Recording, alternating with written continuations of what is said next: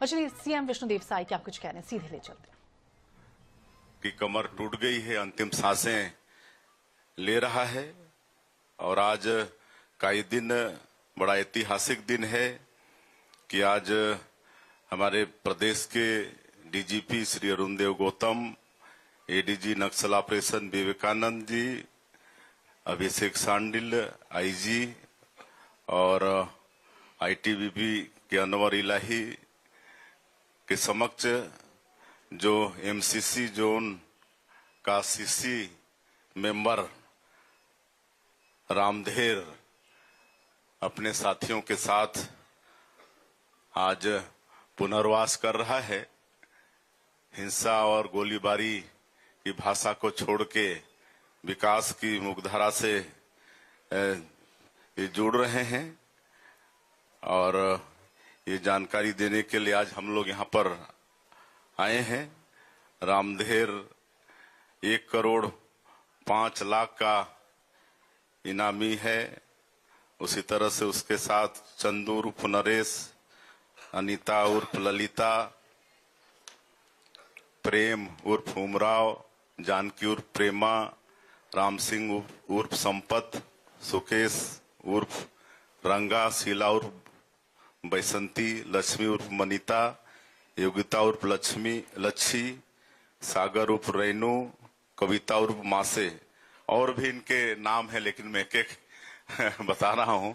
तो ये सबने आत्मसमर्पण किया है और हमारे प्रदेश की पुनर्वास नीति बहुत अच्छी है।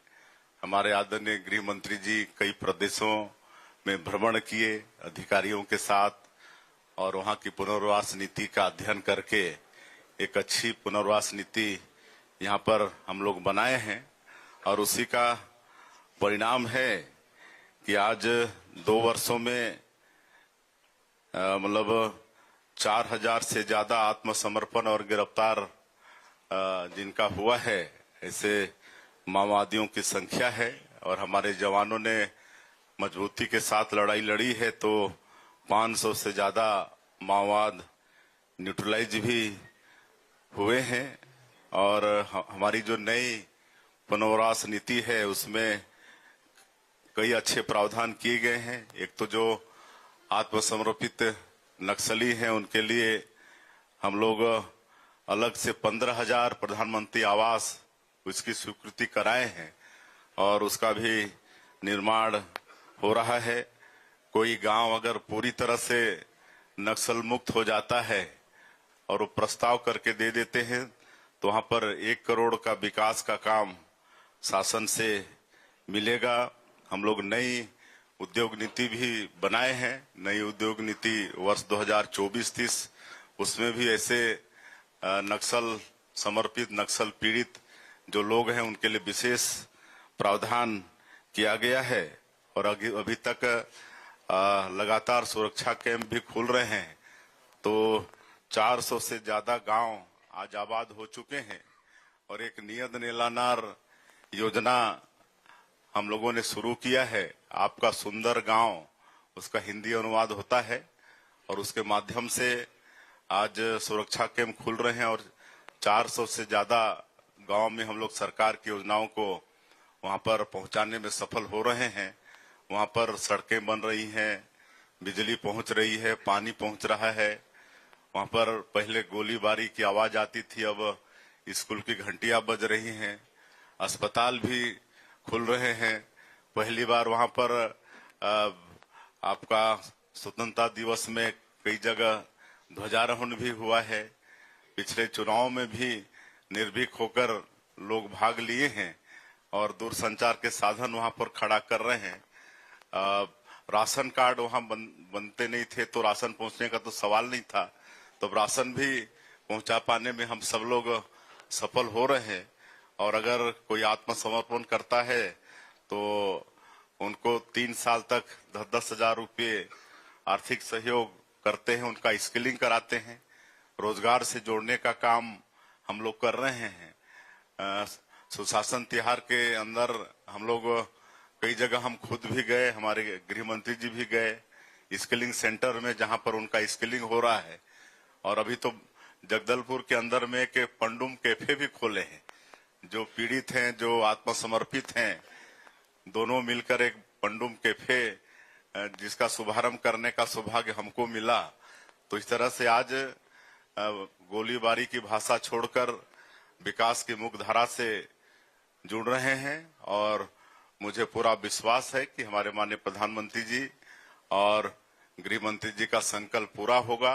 और जो बस्तर क्षेत्र विकास की दृष्टि से बहुत पीछे था, वहां भी हम लोग विकास की गंगा वैसे तो बहाना शुरू कर दी है, लेकिन और वहां पर बहाएंगे, क्योंकि वो एग्रीकल्चर का सेक्टर है। तो वहां पर हम लोग खेती बाड़ी को भी आगे बढ़ा रहे हैं, सिंचाई के साधन वहां पर उपलब्ध कराएंगे और सैकड़ों तरह के फॉरेस्ट प्रोड्यूस भी है।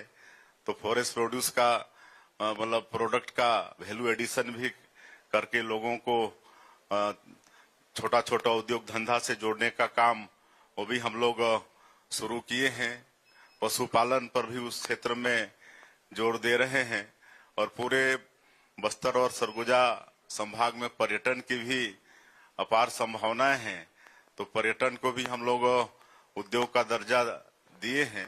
तो बस्तर के क्षेत्रों में अनेकों वाटरफॉल हैं, कुटुमसर का गुफा है, अबूझमाड़ का जंगल है।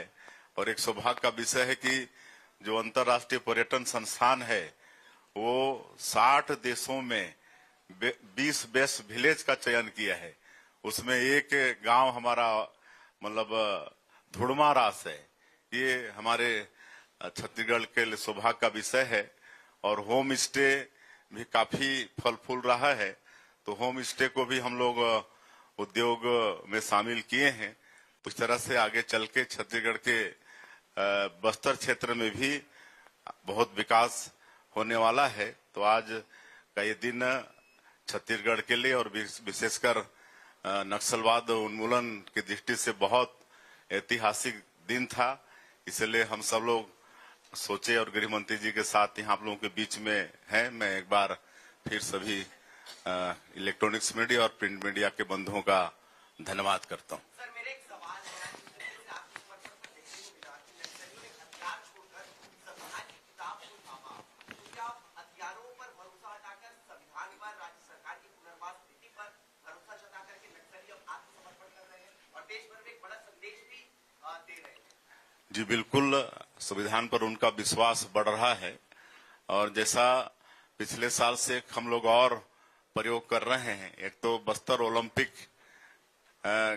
पिछले साल भी कराए, इस साल भी चल रहा है। और मैं बताना चाहूंगा कि पिछले साल बस्तर ओलंपिक में 1,65,000 लोग भाग लिए थे।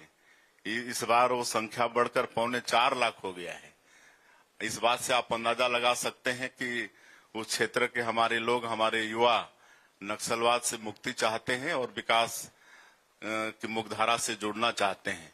उसी तरह से बस्तर पंडुम भी पिछले साल कराए थे, जिसमें 47,000 लोग भाग लिए थे।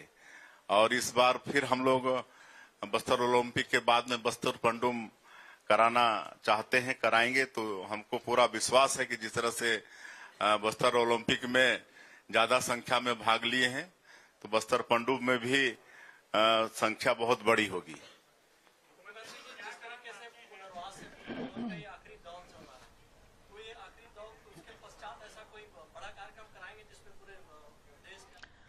दोबारा नक्सलियों ने एक साथ सरेंडर किया है और सीधी तस्वीरें आप देख रहे थे। सीएम वहां मौजूद हैं और चलिए अब बात मुरादाबाद पहुंचे सीएम योगी ने सर्किट हाउस में जन प्रतिनिधियों के साथ महत्वपूर्ण बैठक की। बैठक में विकास कार्यों की प्रगति, लंबित परियोजनाओं और जन समस्याओं के समाधान पर विस्तार से चर्चा की गई।